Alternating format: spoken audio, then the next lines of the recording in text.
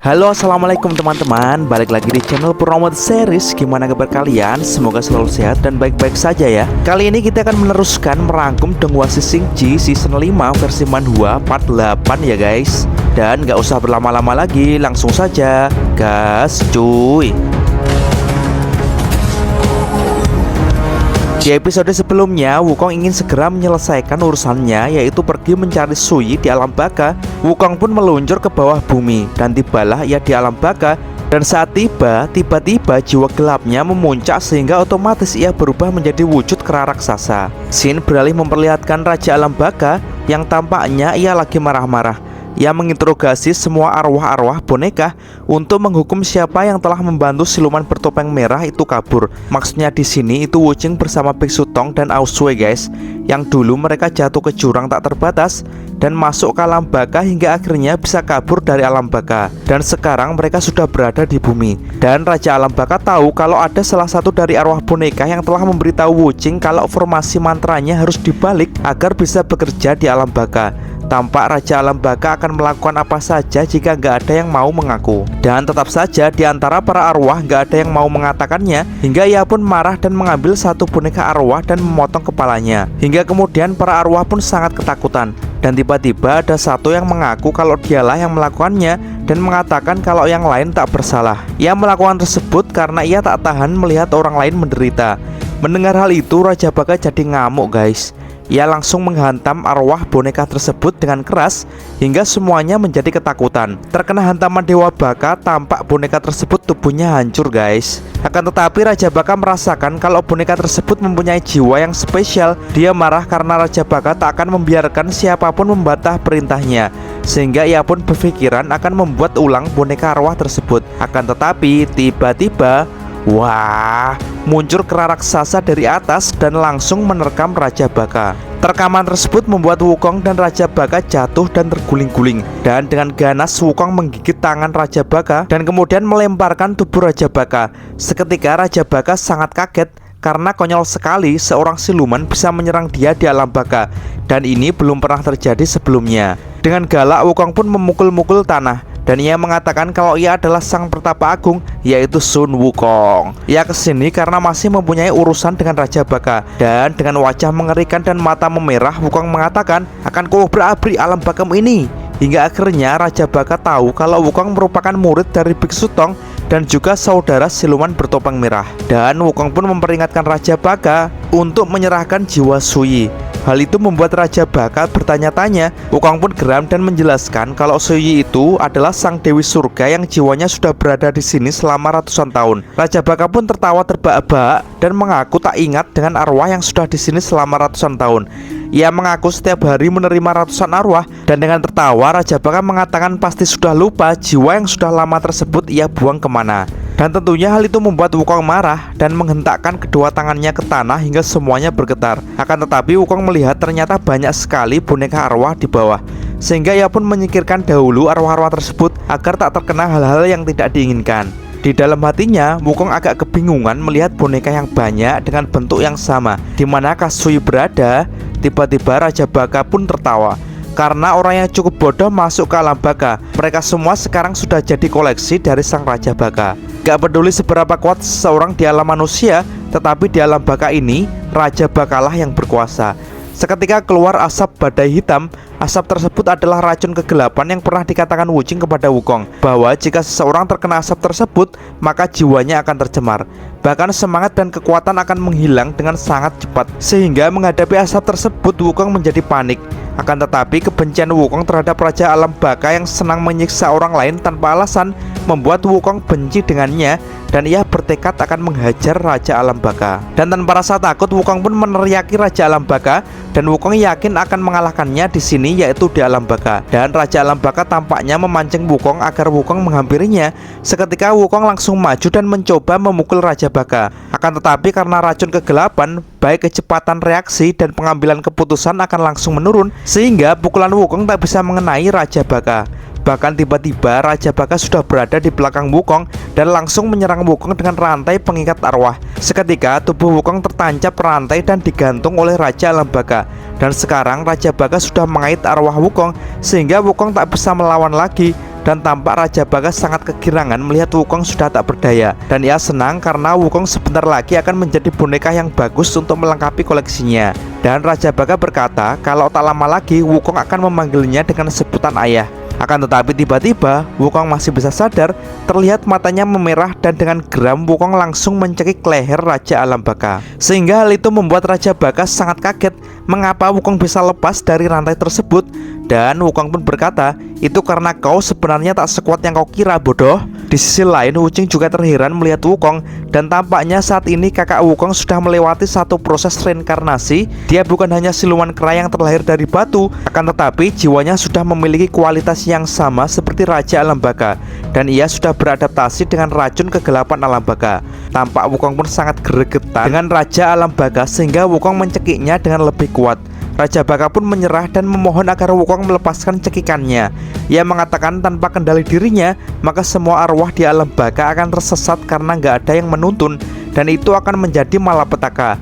Dan saat Alam Baka menjadi kacau, maka alam manusia akan terpengaruh. Dan Wuching pun mengatakan kalau Raja Baka memang mengatakan yang sebenarnya. Raja Baka mengatakan lagi kalau nggak ada orang lain yang mau dan mempunyai kemampuan seperti dirinya, dan tanpa dirinya dunia akan kacau. Sehingga ia pun menyuruh Wukong untuk melepaskan tangannya sekali lagi. Akan tetapi tampak Wukong sangat muak melihat Raja Baka yang berpikir ia adalah sosok paling penting di dunia.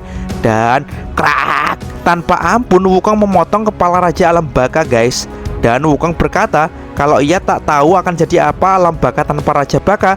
Akan tetapi yang Wukong tahu, Wukong tak bisa membiarkan orang brengsek seperti ini hidup, guys. Wukong yang sudah merasa menang langsung memukul-mukul dadanya. Dan dengan bangga Wukong berteriak, "Aku menang!" Melihat Raja Baka sudah mati, tampaknya boneka arwah menjadi kebingungan, guys. Wukong pun ingin bertanya kepada mereka tentang keberadaan Sui. Akan tetapi ia teringat pesan Wuching kalau mereka tak bisa ditanyai.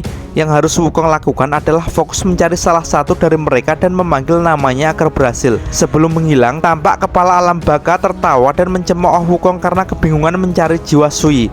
Ia pun menyalahkan Wukong karena telah membunuhnya. Seketika Wukong pun berubah wujud menjadi biasa lagi. Ia pun bergegas akan fokus mencari Sui. Setelah diingat, Sui mungkin boneka yang telah mengantarkan Wukong ke jembatan reinkarnasi waktu itu. Wukong pun akan fokus dan yakin bahwa ini tak akan gagal.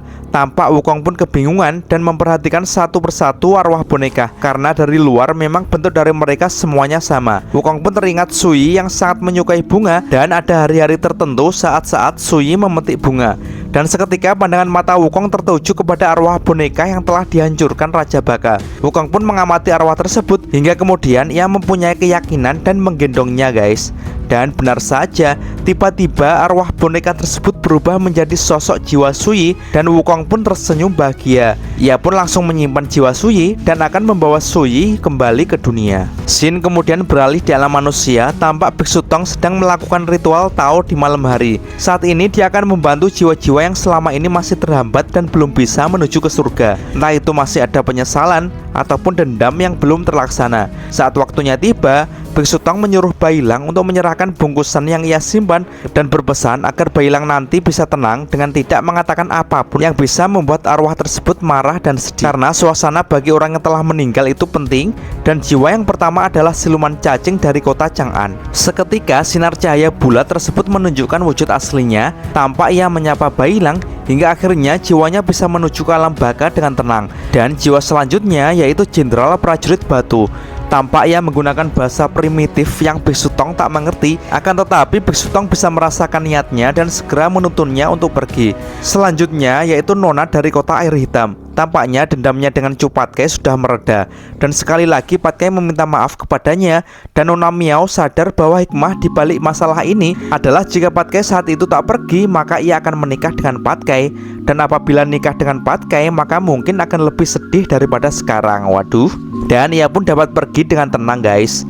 Dan selanjutnya yaitu giliran jiwa Xiao Ye. Seketika ia muncul dari tubuh Wuching, dan saat hendak pergi ia bertanya kepada Wuching apakah ada yang mau dikatakannya. Akan tetapi dengan dingin Wuching menjawab tidak, dan langsung menyuruh Xiao Ye untuk pergi. Mendengar hal itu Biksu Tong pun heran. Malah Xiao Yu pun geram karena Wuching tak mau mengatakan dengan jujur perasaannya kepada Xiao Ye, padahal jelas-jelas ia akan berpisah dengan wanita dekatnya. Sehingga ia pun memaksa dan mendorong Wuching untuk mengatakan sesuatu.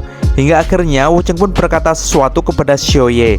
Terima kasih, dulu aku adalah siluman pasir yang jahat dan kau membantu menemukan hatiku. Aku tak akan pernah melupakanmu. Hal itu membuat Xiaoye merem-merem bahagia guys. Dan ia juga senang karena sekarang Wucheng yang dulu kesepian sekarang mempunyai guru dan saudara-saudara. Dan akhirnya dengan wajah tersenyum Xiaoye pergi menuju alam baka. Dan kini giliran Wukong guys. Tampak ia kesal dengan drama-drama yang ditunjukkan adik-adiknya. Ia pun kemudian mengeluarkan jiwa Suyi dari tangannya. Tampak Suyi pun langsung menyapa Wukong. Kemudian tampak Wukong pura-pura cuek guys karena dilihat yang lain. Biksu Tong pun bertanya kepada Suyi apakah ia masih punya penyesalan. Tampaknya Suyi malah merasa bersyukur ketika di alam baka karena telah banyak menuntun para arwah setelah mati. Tampak Patkai dan yang lain iri dengan Wukong karena mempunyai hubungan yang dekat dengan dewi yang cantik dan baik hati seperti Suyi. Suyi kemudian mengatakan kalau ia mengenal Wukong ratusan tahun yang lalu dan ia merasakan kalau Wukong yang dulu vulgar sekali sekarang dia sudah berubah karena dibimbing oleh Biksu Tong. Dan Suyi berpesan agar Wukong selalu melindungi Biksu Tong dalam perjalanannya ke barat. Dan tampak ia mengelus kepala Wukong dan mengatakan kalau sekarang tubuh Wukong kecil sekali. Dengan perlakuan tersebut Wukong tampak sok-sokan marah guys. Dan Suyi pun akan pergi. Akan tetapi ia tak seperti Wukong. Ia tak akan ingat apapun ketika nanti ia melewati jembatan reinkarnasi. Akan tetapi ia pasti akan selalu merindukan Wukong. Dan ia pun bertanya balik kepada Wukong apakah ia juga merindukannya. Akan tetapi Wukong merasa sok kuat. Dengan dingin ia mengatakan kalau Suyi gak usah menunda-nunda dan segera pergi saja. Suyi pun langsung menebak kalau Wukong pasti menangis setelah ia pergi. Dan lagi Wukong pun sok kuat dengan mengatakan kalau ia tak akan menangis karena itu sangat konyol. Dengan memejamkan matanya Suyi berkata, kau pasti menangis tapi jangan bersedih. Jaga dirimu ya Raja Kera. Dan Suyi pun pergi. Bailang pun merasa kalau Wukong pasti sedih. Ia pun akan mendekati Wukong, akan tetapi Biksu Tong menahannya dan menyuruh Bailang untuk membiarkan Wukong saat ini.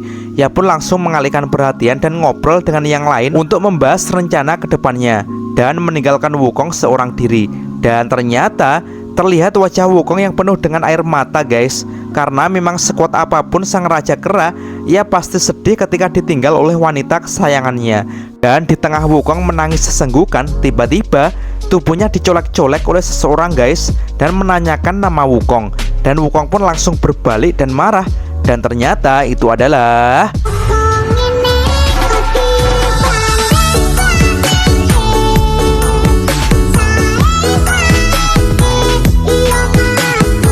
dan cerita pun bersambung. Oke teman-teman, terima kasih sudah nyimak alur cerita kali ini sampai habis. Semoga teman-teman terhibur. Jangan lupa terus dukung channel ini agar terus berkembang. Dan sampai jumpa di episode selanjutnya. Assalamualaikum warahmatullahi wabarakatuh.